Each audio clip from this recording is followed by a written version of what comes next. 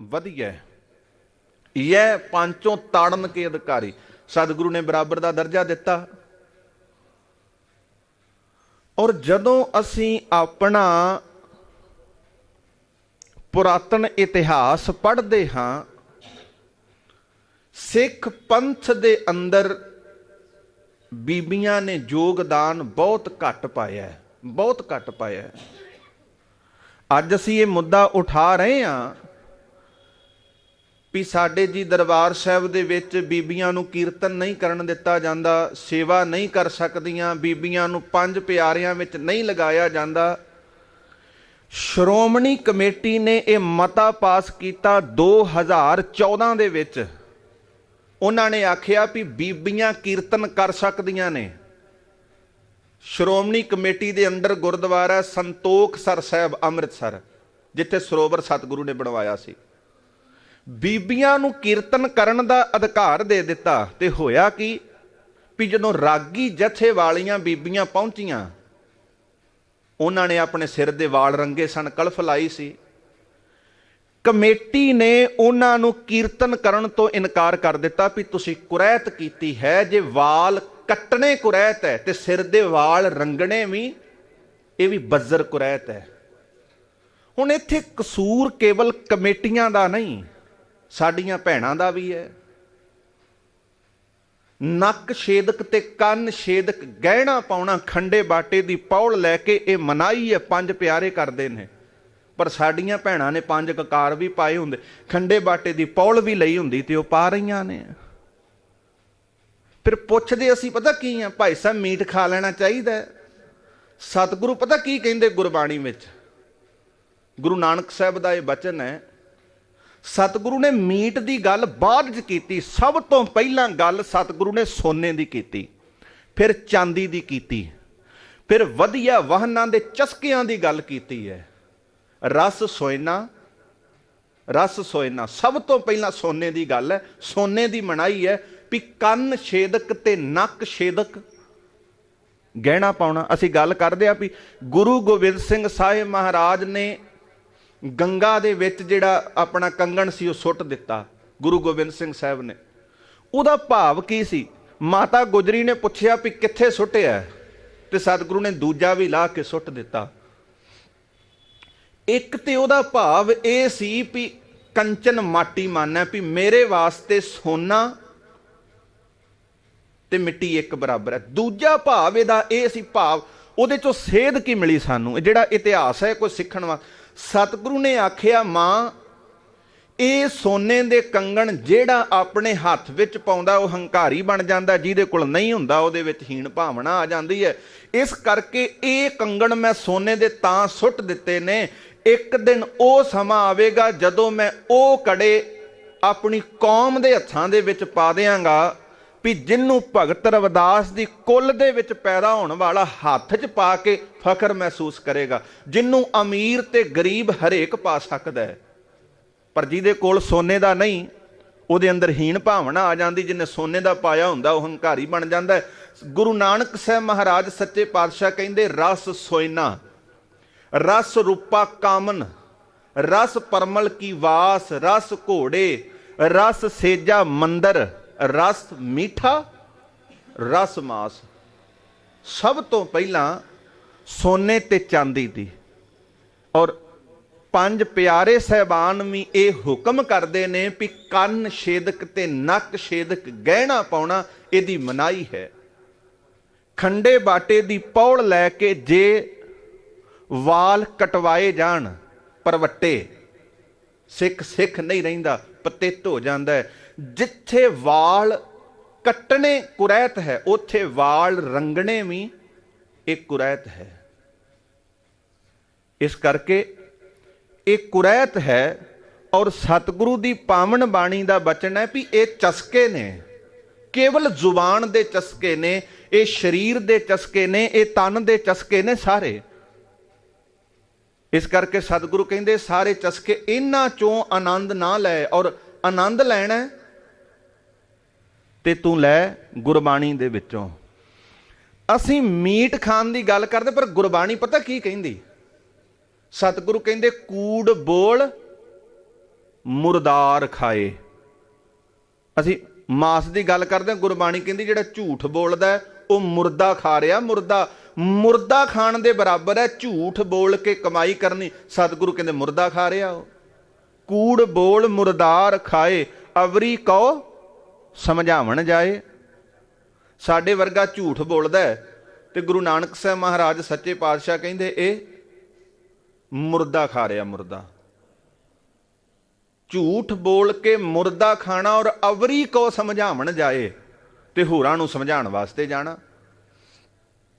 ਗੁਰੂ ਨਾਨਕ ਸਾਹਿਬ ਮਹਾਰਾਜ ਸੱਚੇ ਪਾਤਸ਼ਾਹ ਕਿਰਪਾ ਕਰਦੇ ਰੱਬੀ ਬਾਣੀ ਦੇ ਵਿੱਚ ਹਜ਼ੂਰ ਕਹਿੰਦੇ ਵੀ ਹੱਕ ਪਰਾਇਆ ਨਾਨਕਾ ਉਸ ਸੂਰ ਉਸ ਗਾਏ ਗੁਰਪੀਰ ਹਾਮਾ ਤਾਂ ਭਰੇ ਜਾਂ ਮੁਰਦਾਰ ਨਾ ਖਾਏ। ਪਰਾਇਆ ਹੱਕ ਖਾਣਾ ਵੀ ਮੁਰਦਾ ਖਾਣ ਦੇ ਬਰਾਬਰ ਹੈ। ਝੂਠ ਬੋਲਣਾ ਮੁਰਦਾ ਖਾਣ ਦੇ ਬਰਾਬਰ ਹੈ। ਲੱਭ ਕੁੱਤਾ, ਕੂੜ ਚੂੜਾ, ਠੱਗ ਖਾਦਾ, ਮੁਰਦਾਰ। ਜੇ ਕਿਸੇ ਨਾਲ ਠੱਗੀ ਵੀ ਮਾਰੀ ਹੈ ਨਾ ਤੇ ਸਤਿਗੁਰੂ ਕਹਿੰਦੇ ਸਮਝ ਤੂੰ ਮੁਰਦਾ ਖਾ ਰਿਹਾ। ਮੁਰਦਾ ਖਾਣ ਦੇ ਬਰਾਬਰ ਹੈ। ਔਰ ਗੁਰਬਾਣੀ ਕਹਿੰਦੇ ਵੀ ਜੇ ਰੱਤ ਲੱਗੇ ਕੱਪੜਾ, ਜੇ ਕੱਪੜੇ ਨੂੰ ਬੰਦੇ ਦੇ ਨੂੰ ਖੂਨ ਲੱਗ ਜੇ ਨਾ, ਰੱਤ ਲੱਗ ਜਾਏ, ਚਿੱਟਾ ਕੱਪੜਾ ਹੋਵੇ ਤੇ ਉਹ ਬੰਦਾ ਕਹਿੰਦਾ ਵੀ ਬੜਾ ਭੈੜਾ ਲੱਗਦਾ, ਦਾਗ ਲੱਗਾ, ਵੀ ਇਹ ਮੈਂ ਲਾਹ ਦਾਂ, ਕਿਤੇ ਜਾਣਾ ਤੇ ਹੋਰ ਪਾਲਾਂ। ਹੁਣ ਜੇ ਰੱਤ ਲੱਗੇ ਕੱਪੜਾ ਜਾਮਾ ਹੋਏ ਪਲੀਤ, ਜਾਮਾ ਪਲੀਤ ਹੋ ਜਾਂਦਾ, ਮੈਲਾ ਹੋ ਜਾਂਦਾ, ਉਹ ਵਧੀਆ ਨਹੀਂ ਲੱਗਦਾ। ਬੰਦਾ ਕਹਿੰਦਾ ਵੀ ਇਹਨੂੰ ਲਾਹ ਦਿਆਂ, ਇਹਦੇ ਤੇ ਖੂਨ ਦੇ ਛਿੱਟੇ ਪੈ ਗਏ। ਜੇ ਰੱਤ ਲੱਗੇ ਕੱਪੜਾ ਜਾਮਾ ਹੋਏ ਪਲੀਤ, ਪਰ ਹਜ਼ੂਰ ਕਹਿੰਦੇ ਜੋ ਰੱਤ ਪੀਵੇਂ ਮਾਨਸਾਂ ਤਿੰਨ ਕਿਉਂ ਨਿਰਮਲ ਚੀਤ। ਜਿਹੜੇ ਬੰਦਿਆਂ ਦੀ ਰੱਤ ਪੀ ਰਹੇ ਨੇ, ਬੰਦਿਆਂ ਦੀ ਰੱਤ, ਉਹਨਾਂ ਦਾ ਚਿੱਤ ਕਿੱਧਰੋਂ ਪਵਿੱਤਰ ਹੋ ਸਕਦਾ ਹੈ? ਬੰਦਿਆਂ ਦੀ ਰੱਤ ਪੀਣੀ, ਖੂਨ ਪੀਣਾ ਬੰਦਿਆਂ ਦਾ। ਰਾਜੇ ਸ਼ੀਂ ਮੁਕੱਦਮ ਕੁੱਤੇ, ਜਾਏ ਜਗਾਇਨ ਬੈਠੇ ਸੁੱਤੇ, ਚਾਕਰ ਨਾਹਦਾ ਪਾਇਣ ਘਾਓ, ਰੱਤ ਪਿੱਤ ਕੁੱਤਿਓ ਚੱਟ ਜਾਓ। ਸਤਿਗੁਰੂ ਕਹਿੰਦੇ ਵੀ ਜਿਹੜੇ ਵੱਡੇ ਵੱਡੇ ਰਾਜੇ ਮਹਾਰਾਜੇ ਨੇ ਉਹ ਵੀ ਲੋਕਾਂ ਦੀ ਰੱਤ ਪੀ ਰਹੇ ਨੇ। ਰੱਤ ਪੀਣੇ ਰਾਜੇ ਸਿਰ ਉੱਪਰ ਰੱਖੀਐ, ਐਵੇਂ ਜਾਪੈ ਭਾਓ। ਪਰ ਲੋਕਾਂ ਨੇ ਇਹਨਾਂ ਰੱਤ ਪੀਣੇ ਰਾਜਿਆਂ ਨੂੰ ਸਿਰ ਤੇ ਚੁੱਕਿਆ ਹੋਇਆ। ਇਸ ਕਰਕੇ ਹਜ਼ੂਰ ਬਖਸ਼ਿਸ਼ ਕਰਦੇ ਨੇ, ਜੇ ਰੱਤ ਲੱਗੇ ਕੱਪੜਾ ਜਾਮਾ ਹੋਏ ਪਲੀਤ, ਜੋ ਰੱਤ ਪੀਵੇਂ ਮਾਨਸਾਂ, ਜਿਹੜੇ ਬੰਦਿਆਂ ਦੀ ਰੱਤ ਪੀਂਦੇ ਨੇ, ਤਿੰਨ ਕਿਉਂ ਨਿਰਮਲ ਚੀਤ। ਉਹਨਾਂ ਦਾ ਚਿੱਤ ਪਵਿੱਤਰ ਕਿਵੇਂ ਹੋ ਸਕਦਾ ਹੈ? ਇਸ ਕਰਕੇ ਲੱਭ ਕੁੱਤਾ, ਲੋਭੀ ਬੰਦੇ ਦੀ ਤੁਲਨਾ ਕੁੱਤੇ ਨਾਲ ਹੈ। ਲੱਭ ਕੁੱਤਾ, ਲੋਭੀ ਕੁੱਤੇ ਦੀ ਨਿਆਈ ਹੈ। ਕੂੜ ਚੂੜਾ, ਤੇ ਇਹ ਕੇਵਲ ਸਤਿਗੁਰੂ ਨੇ ਜਿਹੜਾ ਜਾਤੀਵਾਚਕ ਸ਼ਬਦ ਵਰਤਿਆ, ਸਤਿਗੁਰੂ ਨੇ ਆਪਣੇ ਘਰ ਦੇ ਅੰਦਰ ਸਭ ਮੈਂ ਜੋਤ, ਜੋਤ ਹੈ ਸੋਏ ਤਿਸ ਦਾ ਚਾਨਣ, ਸਭ ਮੈਂ ਚਾਨਣ ਹੋਏ ਦੀ ਗੱਲ ਕੀਤੀ ਵੀ ਊਚ ਨੀਚ ਮੈਂ ਜੋਤ ਸਮਾਣੀ, ਘਟ ਘਟ ਮਾਧੋ ਜੀਆਂ।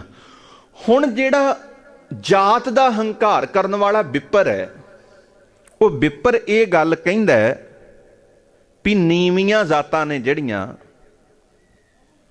ਉਹਨਾਂ ਦੇ ਵਿੱਚੋਂ ਉਹਨੇ ਇੱਕ ਚੂੜਾ ਜਾਤੀ ਵੀ ਕੱਢੀ। ਪਰ ਗੁਰਬਾਣੀ ਇਹਨਾਂ ਜ਼ਾਤਾਂ ਪਾਤਾਂ ਨੂੰ ਬਿਲਕੁਲ ਨਹੀਂ ਮੰਨਦੀ। ਅਵਲ ਅੱਲਾ ਨੂਰ ਪਾਇਆ ਕੁਦਰਤ ਕੇ, ਸਭ ਬੰਦੇ ਦੀ ਗੱਲ ਗੁਰਬਾਣੀ ਕਰਦੀ ਹੈ। ਉਹ ਕਹਿੰਦਾ ਵੀ ਨੀਵੀਂ ਜਾਤ ਵਾਲਾ ਹੈ। ਸਤਿਗੁਰੂ ਕਹਿੰਦੇ ਲੱਭ ਕੁੱਤਾ ਕੂੜ ਚੂੜਾ। ਜੇ ਤੂੰ ਝੂਠ ਬੋਲ ਰਿਹਾ ਨਾ, ਜੇ ਬ੍ਰਾਹਮਣ ਝੂਠ ਬੋਲ ਰਿਹਾ ਤੇ ਉਹ ਵੀ ਨੀਵੀਂ ਜਾਤ ਵਾਲਾ ਹੈ। ਠੱਗ ਖਾਦਾ ਮੁਰਦਾਰ, ਠੱਗੀ ਮਾਰ ਕੇ ਖਾਣਾ ਕੀ ਹੈ? ਮੁਰਦਾ ਖਾਣਾ। ਲੋਭੀ ਬੰਦੇ ਦੀ ਤੁਲਨਾ ਕੁੱਤੇ ਨਾਲ ਹੈ। ਕੂੜ ਬੋਲ ਮੁਰਦਾਰ ਖਾਏ, ਅਵਰੀ ਕੋ ਸਮਝਾਵਣ ਜਾਏ। ਝੂਠ ਬੋਲਣਾ ਕੀ ਹੈ? ਮੁਰਦਾ ਖਾਣਾ। ਪਰਾਇਆ ਹੱਕ ਮਾਰ ਕੇ ਖਾਣਾ ਕੀ? ਮੁਰਦਾ ਖਾਣ ਦੇ ਬਰਾਬਰ। ਇਹ ਵੀ ਤੇ ਬੰਦਾ ਰੱਤ ਪੀ ਰਿਹਾ ਨਾ, ਖੂਨ ਪੀ ਰਿਹਾ। ਇਸ ਕਰਕੇ ਜਿਹੜਾ ਝੂਠ ਹੈ, ਇਹ ਸਤਿਗੁਰੂ ਕਹਿੰਦੇ ਝੂਠ ਬੋਲ ਕੇ ਖਾਣਾ ਮੁਰਦਾ ਖਾਣ ਬਰਾਬਰ ਹੈ। ਇਸ ਕਰਕੇ ਹੇ ਭਲਿਆ, ਤੂੰ ਝੂਠ ਛੱਡ, ਔਰ ਤੂੰ ਇਸ ਝੂਠੇ ਲੋਭ ਲਾਲਚ ਦੇ ਵਿੱਚ ਲੱਗਾ ਹੋਇਆ। ਕਛ ਬਿਗੜਿਓ ਨਾਹਿ ਨ ਅਜ ਹੋਂ ਜਾਗ, ਹਜੇ ਵੀ ਜਾਗ, ਅਜੇ ਕੁਝ ਨਹੀਂ ਵਿਗੜਿਆ। ਜਦੋਂ ਸਿਕੰਦਰ इस धरती नूं जितण वास्ते आया, अपनियां फौजां लैके, बड़ा आला दर्जे का बादशाह सी वो, फौजां लैके आया।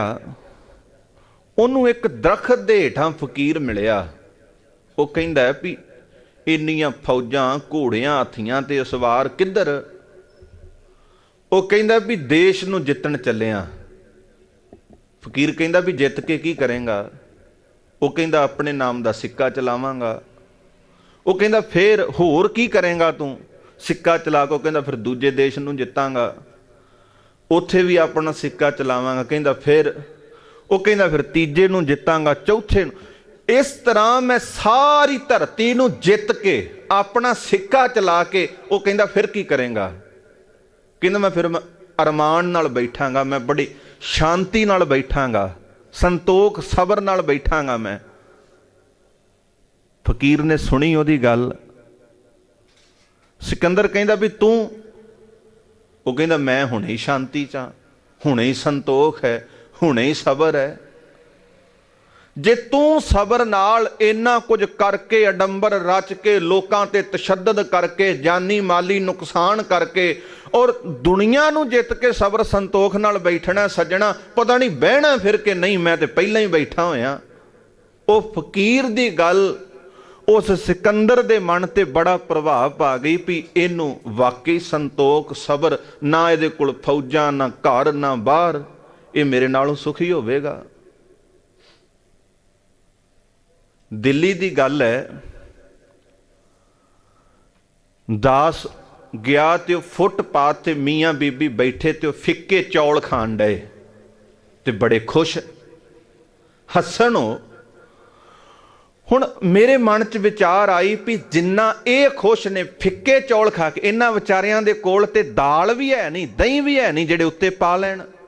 ये फुटपाथ ते बैठ के खा रहे, ये उन्हां नालों सुखी हो सकते ने जिन्हां दी गल गुरबाणी दे विच सतगुरु ने कीती भी वड्डे वड्डे राज नर भूमन ताकि तृष्ण ना बूझी, लपट रहे माया रंग माते, लोचन कशु ना सूझी, बिखिया मैं किन ही तृप्त ना पाई, ज्यों पावक ईंधन नहीं त्रापै, बिन हार कहाँ अकाई। वड्डे वड्डे जो दिसैं लोग, तिनको व्यापै चिंता रोग। हुण साडे वर्गे नूं की लोड़ है अपने कोल बाडीगार्ड रखण दी, अंग रखण दी, ते 4-5 गड्डियां हूटरां वालियां होण ते 20-50 पिस्तौलां वाले होण। वड्डे बंदे नूं खतरा, आम नूं की खतरा है? मौत दा खतरा एक सड़क किनारे मिट्टी ते रोड़ी कुट्टण वाले नूं थोड़ा है। मौत दा खतरा ते लीडरां नूं है, पता भी कदों किसे ने गड्डी चढ़ जाना। हो सकदा भी बेअंत सिंह सतवंत सिंह दी जमीर जाग पए, हो सकदा भाई केर सिंह वर्गे ही कंडा कढ़ जाण। हुण आम बंदे नूं काहदा खतरा है? इस करके जिस ग्रह बहुत तिसे ग्रह चिंता, जिस घर विच ज्यादा उहनूं चिंता है, जिस ग्रह थोड़ी सो फिरै प्रमंता। दोहूं व्यवस्था तेजो मुक्ता, सोई सुहेला भाली। असल विच सुखी वो है जिहड़ा दोवां अवस्थावां तो मुक्त है। जिस ग्रह बहुत तिसे ग्रह चिंता। ज्यादे धन वाले नूं, अमीर नूं अपनी जान दा खतरा है। ਜਿਹੜਾ ਵਿਚਾਰਾ ਝੁੱਗੀ 'ਚ ਰਹਿ ਰਿਹਾ, ਝੌਂਪੜੀ 'ਚ ਰਹਿ ਰਿਹਾ, ਉਹ ਕਿਹੜੇ ਗੇਟ ਨੂੰ ਤਾਲਾ ਲਾ ਕੇ ਸੌਂ ਵਿਚਾਰਾ? ਫੁੱਟਪਾਥਾਂ ਤੇ 15% ਲੋਕ ਭੁੱਖੇ ਸੌਂਦੇ ਨੇ, ਔਰ ਉਹ ਲੋਕ ਜਿਹੜੇ ਅਸਮਾਨ ਦੀ ਛੱਤ ਦੇ ਹੇਠਾਂ ਆਪਣੀ ਸਾਰੀ ਸਾਰੀ ਰਾਤ, ਸਾਰੀਆਂ ਸਾਰੀਆਂ ਜ਼ਿੰਦਗੀਆਂ, ਕਈ ਕਈ ਪੀੜ੍ਹੀਆਂ ਬਿਨਾਂ ਘਰ ਤੋਂ ਕੱਢ ਦਿੰਦੇ ਨੇ। ਹੁਣ ਖਤਰਾ ਤੇ ਉਹਨੂੰ ਹੋਣਾ ਨਾ ਜਿਹਦੇ ਘਰ ਧਨ ਹੈ। ਜਿਹੜਾ ਫੁੱਟਪਾਥ ਤੇ ਬੈਠਾ ਵਿਚਾਰਾ ਫਿੱਕੇ ਚੌਲ ਖਾ ਰਿਹਾ, ਉਹਨੇ ਉਹੀ ਸਿਰ ਤੋਂ ਪੱਗ ਲਾ ਕੇ ਥੱਲੇ ਵਿਛਾ ਕੇ ਰਾਤ ਨੂੰ ਸੌਂ ਜਾਣਾ। ਉਹਨੂੰ ਵਿਚਾਰੇ ਨੂੰ ਕਾਹਦਾ ਖਤਰਾ? ਉਹਨੂੰ ਨਾ ਇਹ ਵੀ ਖਤਰਾ ਵੀ ਜਾਂਦਿਆਂ ਜਾਂਦਿਆਂ ਕਿਤੇ ਗੱਡੀ ਉੱਪਰ ਨਾ ਚੜ੍ਹ ਜਾਏ ਤਾਂ ਵੀ ਮੌਤ। ਉਹਨੂੰ ਖਤਰਾ ਹੀ ਹੈ ਨਹੀਂ ਕਿਸੇ ਗੱਲ ਦਾ। ਪਰ ਅਸੀਂ ਕੋਠੀਆਂ, ਮਕਾਨਾਂ, ਘਰਾਂ 'ਚ ਰਹਿ ਕੇ ਵੀ ਨਿਸ਼ੁਕਰੇ ਹੋਏ ਹਾਂ, ਅਸੀਂ ਉਹਦਾ ਸ਼ੁਕਰਾਨਾ ਨਹੀਂ ਕਰ ਸਕਦੇ। ਜਿਹੜਾ ਅਸਮਾਨ ਦੀ ਛੱਤ ਹੇਠਾਂ ਰਹਿਣ ਵਾਲਾ ਸ਼ੁਕਰਾਨਾ ਕਰ ਰਿਹਾ। ਝੁੱਗੀਆਂ ਝੌਂਪੜੀਆਂ ਵਾਲੇ ਵਿਚਾਰੇ ਕਾਹਦੇ ਵਾਸਤੇ ਗਾਰਡ ਰੱਖਣ? ਉਹਨਾਂ ਕੋਲ ਤੇ ਹੈ ਹੀ ਕੱਖ ਨਹੀਂ। ਉਹ ਸੁਖੀ ਨੇ, ਸੁਖੀ ਜ਼ਿੰਦਗੀ ਬਸਰ ਕਰਦੇ ਪਏ ਨੇ। ਉਹ ਅੱਜ ਤੋਂ 15 ਸਾਲ ਪਿਛਾਂ ਝਾਤ ਮਾਰੋ, ਬੜੇ ਵਧੀਆ ਤਰੀਕੇ ਨਾਲ 2000, 2500, 3000, 3500 ਚ ਗੁਜ਼ਾਰਾ ਹੁੰਦਾ ਸੀ।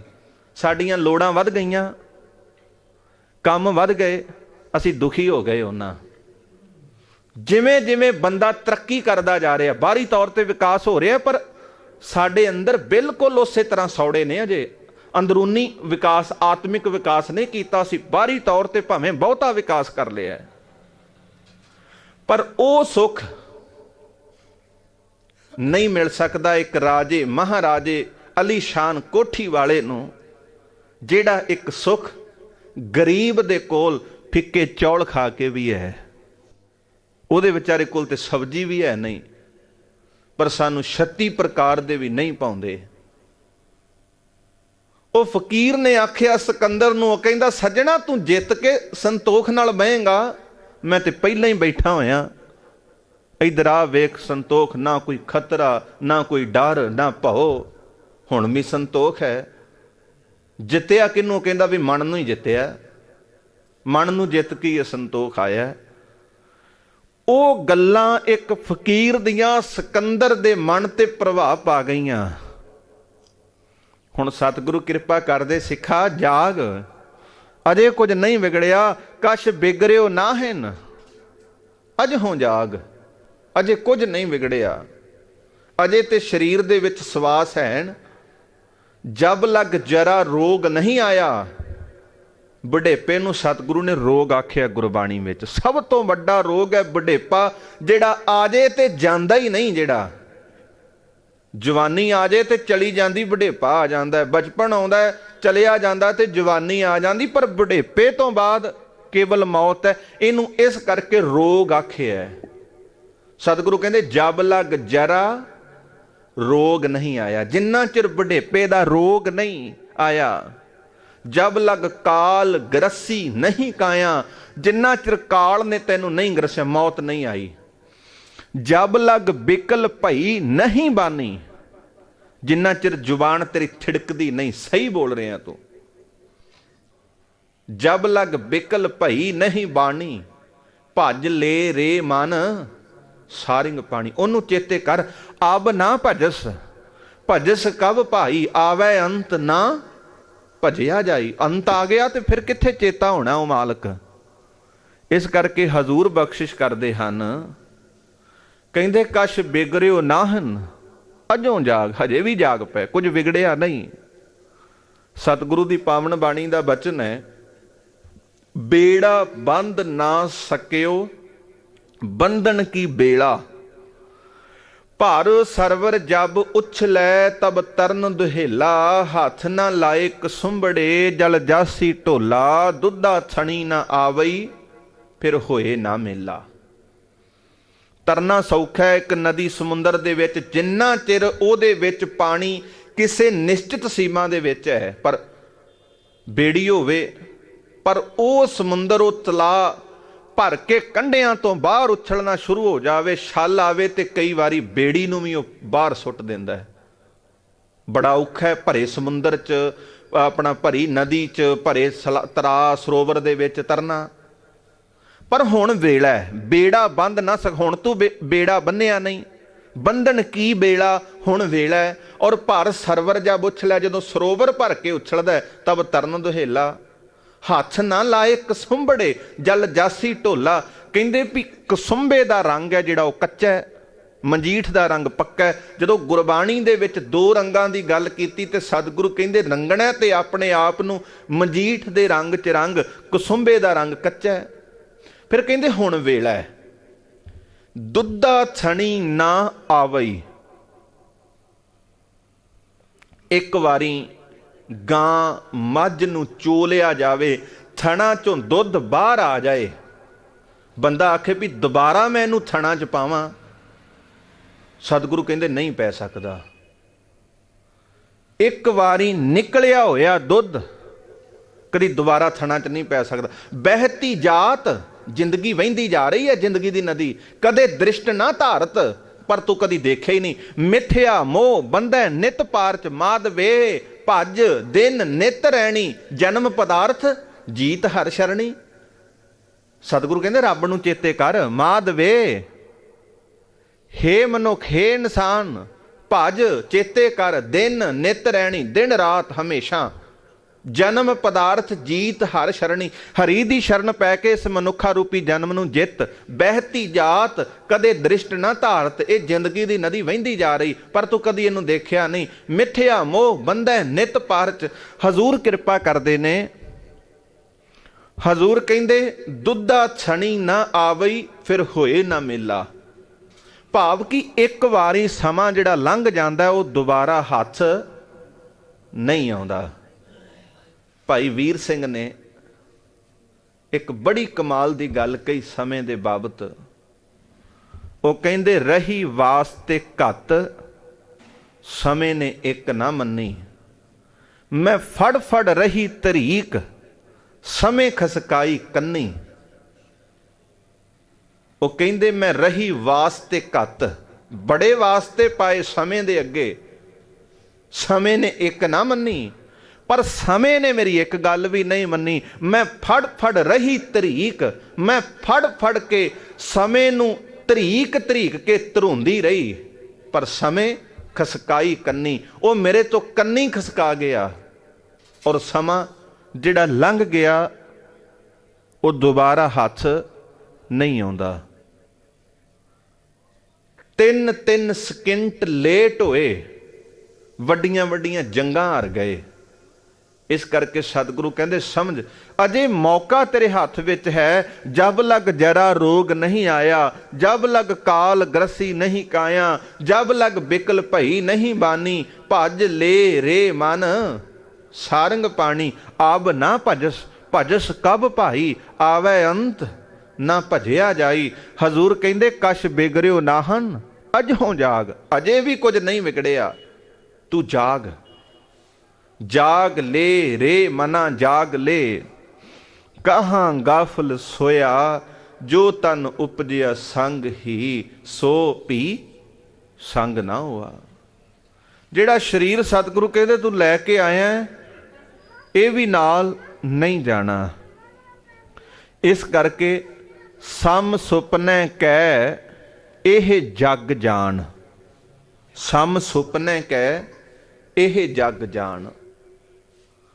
ਔਰ ਮਨੋਵਿਗਿਆਨੀ ਇਸ ਗੱਲ ਨੂੰ ਮੰਨਦੇ ਨੇ। ਉਹ ਕਹਿੰਦੇ ਵੀ ਜਿਹੜਾ ਸੁਪਨਾ ਹੈ, ਇਹ ਸੁਪਨਾ ਨੀਂਦ ਦੇ ਵਿੱਚ ਸਹਾਈ ਹੁੰਦਾ। ਨੀਂਦ ਦੇ ਵਿੱਚ ਸੁਪਨਾ ਮਦਦਗਾਰ ਹੁੰਦਾ। ਔਰ ਮਨੋਵਿਗਿਆਨੀ ਤੇ ਇਹ ਵੀ ਗੱਲ ਮੰਨਦੇ ਵੀ ਜੇਕਰ ਲੰਮੀ ਨੀਂਦ ਹੈ ਤੇ ਉਹ ਸੁਪਨਿਆਂ ਕਰਕੇ ਹੈ। ਸੁਪਨਾ ਨਾ ਹੋਵੇ, ਸੁਪਨੇ ਨਾ ਹੋਣ, ਤੇ ਨੀਂਦ ਵੱਧ ਤੋਂ ਵੱਧ 10 ਮਿੰਟ ਹੈ ਜਾਂ ਉਸ ਤੋਂ ਵੱਧ 15 ਮਿੰਟ ਹੈ। ਨੀਂਦ ਦੇ ਵਿੱਚ ਸੁਪਨੇ ਆ ਰਹੇ ਨੇ ਤੇ ਨੀਂਦ ਲੰਮੀ ਹੈ। ਸੁਪਨੇ ਆਉਣੇ ਬੰਦ ਹੋ ਜਾਣ ਤੇ ਨੀਂਦ ਵੱਧ ਤੋਂ ਵੱਧ 10 ਜਾਂ 15 ਮਿੰਟ ਹੈ। ਇਹ ਮਨੋਵਿਗਿਆਨੀ ਗੱਲ ਮੰਨਦੇ ਨੇ। ਹਜ਼ੂਰ ਕਹਿੰਦੇ ਝੂਠੈ ਮਾਨ ਕਹਾਂ ਕਰੈ, ਜਗ ਸੁਪਨੇ ਜਿਉ ਜਾਨ। ਕਹਿੰਦੇ ਤੂੰ ਝੂਠੇ ਆਪਣਾ ਪਦਾਰਥਾਂ ਤੇ ਮਾਣ ਕਰ ਰਿਹਾ ਹੈ, ਧਨ ਤੇ ਮਾਣ ਕਰਦਾ। ਝੂਠੈ ਮਾਨ ਕਹਾਂ ਕਰੈ, ਝੂਠੀਆਂ ਚੀਜ਼ਾਂ ਤੇ ਮਾਣ ਕਿਉਂ ਕਰਦਾ? ਜਗ ਸੁਪਨੇ ਜਿਉਂ ਜਾਣ। ਇਹ ਜਗਤ ਨੂੰ ਸੁਪਨੇ ਦੀ ਤਰ੍ਹਾਂ ਜਾਣ ਸਮਝ। ਇਨ ਮੈਂ ਕਛ ਤੇਰੋ ਨਹੀਂ, ਨਾਨਕ ਕਹਿਓ ਬਖਾਣ। ਸਤਿਗੁਰੂ ਕਹਿੰਦੇ ਇਹਦੇ ਵਿੱਚੋਂ ਕੁਝ ਵੀ ਤੇਰਾ ਨਹੀਂ। ਨਾਨਕ ਕਹਿਓ ਬਖਾਣ। ਗੁਰੂ ਤੇਗ ਬਹਾਦਰ ਸਾਹਿਬ ਮਹਾਰਾਜ ਇਹ ਗੱਲ ਕਹਿ ਰਹੇ ਨੇ, ਜਗ ਹੈ ਜਿਹੜਾ ਇਹ ਝੂਠ ਹੈ। ਝੂਠੈ ਮਾਨ ਕਹਾਂ ਕਰੇ, ਝੂਠ ਤੇ ਮਾਨ ਕਾਦਾ। ਜਗ ਸੁਪਨੇ ਜਿਉ ਜਾਨ, ਇਨ ਮੈਂ ਕਛ ਤੇਰੋ ਨਹੀਂ, ਨਾਨਕ ਕਹਿਓ ਬਖਾਣ। ਹਜ਼ੂਰ ਕਿਰਪਾ ਕਰਦੇ ਨਿਸ ਦਿਨ ਮਾਇਆ ਕਾਰਨੇ, ਪ੍ਰਾਣੀ ਡੋਲਤ ਨੀਤ ਕੋਟਨ ਮੈਂ, ਨਾਨਕ ਕੋ ਨਾਰਾਇਣ ਜਿਹ ਚੀਤ। ਨਿਸ ਦਿਨ ਮਾਇਆ ਕਾਰਨੇ, ਦਿਨ ਰਾਤ ਮਾਇਆ ਦੇ ਵਾਸਤੇ ਪ੍ਰਾਣੀ ਡੋਲਤ ਨੀਤ, ਬੰਦਾ ਡੋਲਦਾ ਰਹਿੰਦਾ ਨਿਤ ਦਿਨ ਰਾਤ। ਪਰ ਕੋਟਨ ਮੈਂ ਨਾਨਕ ਕੋ ਨਾਰਾਇਣ ਜਿਹ ਚੀਤ। ਕਰੋੜਾਂ ਚੋਂ ਕੋਈ ਇੱਕ ਅਦਾ ਹੈ ਜਿਹਦੇ ਅੰਦਰ ਰੱਬ ਚੇਤਾ ਹੋਵੇ, ਰੱਬ ਦੀ ਯਾਦ ਹੋਵੇ। ਹਜ਼ੂਰ ਕਹਿੰਦੇ ਸਮ ਸੁਪਨੇ ਕੈ ਇਹ ਜਗ ਜਾਣ। ਇਹ ਜਗਤ ਸੁਪਨੇ ਦੀ ਤਰ੍ਹਾਂ ਹੈ, ਇਹਨੂੰ ਸੁਪਨੇ ਦੀ ਨਿਆਈ ਸਮਝ ਝੂਠ ਹੈ। ਬਿਨ ਸੈ ਛਿਨ ਮੈਂ ਸਾਚੀ ਮਾਨ। ਇਸ ਗੱਲ ਨੂੰ ਸੱਚੀ ਮੰਨ ਲੈ ਆਪਣੇ ਅੰਦਰ। ਗੁਰੂ ਤੇਗ ਬਹਾਦਰ ਸਾਹਿਬ ਮਹਾਰਾਜ ਕਹਿੰਦੇ ਬਿਨ ਸੈ ਛਿਨ ਮੈਂ, ਇੱਕ ਖਿੰਨ ਦੇ ਵਿੱਚ ਬੰਦਾ 2 ਵਾਰੀ ਅੱਖ ਝਮਕੇ ਤੇ ਜਿੰਨਾ ਵਿਚਾਲੇ ਸਮਾਂ ਬਚਦਾ ਉਹ ਖਿੰਨ। ਕਹਿੰਦੇ ਬਿਨ ਸੈ ਛਿਨ ਮੈਂ ਸਾਚੀ ਮਾਨ। ਇਹ ਗੱਲ ਸੱਚੀ ਮੰਨ ਵੀ ਇਹਨੇ ਇੱਕ ਖਿੰਨ ਦੇ ਵਿੱਚ ਹਜ਼ੂਰ ਕਹਿੰਦੇ ਬਿਨਸ ਜਾਣਾ। ਇਸ ਕਰਕੇ ਸੰਗ ਤੇਰਾ ਹਰ ਬਸਤ ਨੀਤ। ਸੰਗ ਤੇਰਾ, ਤੇਰੇ ਨਾਲ, ਤੇਰੇ ਸੰਗ। ਹਰ ਬਸਤ ਨੀਤ, ਰੱਬ ਹਮੇਸ਼ਾ ਹੀ ਤੇਰੇ ਨਾਲ ਵਸਦਾ ਹੈ। ਔਰ ਨਿਸ ਬਾਸੁਰ ਭਜ ਤਾਹੇ ਮੀਤ। ਹੇ ਮੇਰੇ ਮਿੱਤਰ, ਤੂੰ ਦਿਨ ਰਾਤ ਨਿਸ ਬਾਸੁਰ ਭਜ ਤਾਹੇ ਮੀਤ। ਉਸ ਮਾਲਕ ਨੂੰ ਚੇਤਾ ਕਰ, ਉਹਨੂੰ ਸਿਮਰ, ਉਹਦੀ ਯਾਦ ਆਪਣੇ ਹਿਰਦੇ 'ਚ ਟਿਕਾ। ਚੰਗੇ ਗੁਣਾਂ ਦਾ ਧਾਰਨੀ ਬਣ, ਦਿਨ ਰਾਤ ਚੰਗੇ ਗੁਣ ਕਮਾ। ਇਸ ਕਰਕੇ ਅਵਗੁਣ ਛੋੜ, ਗੁਣਾ ਕੋ ਧਾਵੋ, ਕਰ ਅਵਗੁਣ ਪਛਤਾਹੀ ਜੀਓ। ਹਜ਼ੂਰ ਕਹਿੰਦੇ ਬਾਰ ਅੰਤ ਕੀ ਹੋਏ ਸਹਾਏ। ਬਾਰ ਅੰਤ ਕੀ, ਵੀ ਅੰਤਲੇ ਵੇਲੇ ਰੱਬੀ ਗੁਣ ਤੇਰੇ ਨਾਲ ਸਹਾਈ ਹੋਣਗੇ। ਅੰਤਲਾ ਵੇਲਾ ਇਹੀ ਹੈ ਮਨੁੱਖਾ ਸਰੀਰ, ਮਨੁੱਖਾ ਜਾਮਾ। ਗੁਰਬਾਣੀ ਦਾ ਫੈਸਲਾ ਹੈ ਵੀ 84 ਲੱਖ ਭ੍ਰਮਤਿਆਂ ਦੁਰਲਭ ਜਨਮ ਅਬ ਪਾਇਓ ਏ। ਨਾਨਕ ਨਾਮ ਸੰਭਾਲ ਤੂੰ 100 ਦਿਨ ਨੇੜਾ ਆਇਓ ਏ। ਅੰਤ ਬਾਰ ਅੰਤ ਕੀ ਹੋਏ ਸਹਾਏ। ਇਹ ਅੰਤ ਵੇਲੇ ਮਨੁੱਖਾ ਸਰੀਰ ਮਿਲਿਆ। ਇਸ ਸਰੀਰਕ ਹਯਾਤੀ ਦੇ ਅੰਦਰ ਮਦਦਗਾਰ ਹੈ ਤੇ ਰੱਬੀ ਗੁਣ ਪ੍ਰਮਾਤਮਾ ਦੀ ਯਾਦ ਸਿਮਰਨ। ਕਹੋ ਨਾਨਕ ਗੁਣ ਤਾ ਕੇ ਗਾਏ। ਹਜ਼ੂਰ ਗੁਰੂ ਤੇਗ ਬਹਾਦਰ ਸਾਹਿਬ ਮਹਾਰਾਜ ਕਿਰਪਾ ਕਰਦੇ ਹਨ ਵੀ ਤੂੰ ਉਸ ਮਾਲਕ ਦੇ ਗੁਣਾਂ ਨੂੰ ਗਾ, ਉਹਦੇ ਗੁਣਾਂ ਨੂੰ ਗਾ ਕੇ ਅਸੀਂ ਲੋਕ ਸੁਖੀਏ ਪਰਲੋਕ ਸੁਹੇਲੇ। ਨਾਨਕ ਹਰ ਪ੍ਰਭ ਆਪੇ ਮੇਲੇ ਦੀ ਬਖਸ਼ਿਸ਼ ਦੇ ਪਾਤਰ ਬਣਨਾ। ਹੋਈਆਂ ਬੇਅੰਤ ਪ੍ਰਕਾਰ ਦੀਆਂ ਭੁੱਲਾਂ ਦੀ ਖਿਮਾ। ਆਖੋ ਜੀ ਵਾਹਿਗੁਰੂ ਜੀ ਕਾ ਖਾਲਸਾ, ਵਾਹਿਗੁਰੂ ਜੀ ਕੀ ਫਤਿਹ।